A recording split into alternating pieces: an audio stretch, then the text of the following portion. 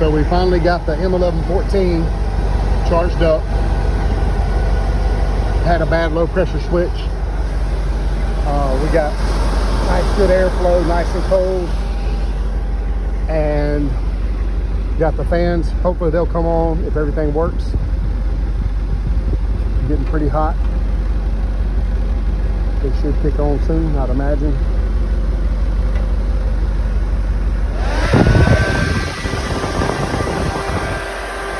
So still got to get that one vent man, but actually it feels pretty damn cool in here. Nice. Can't wait to get a top on it.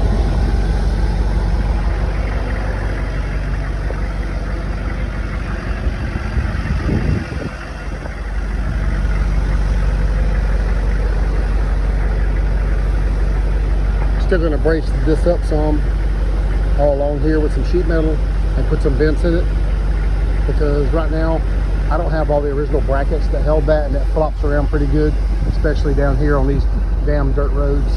So that should be my next project. We'll do that tomorrow, but everything's working well.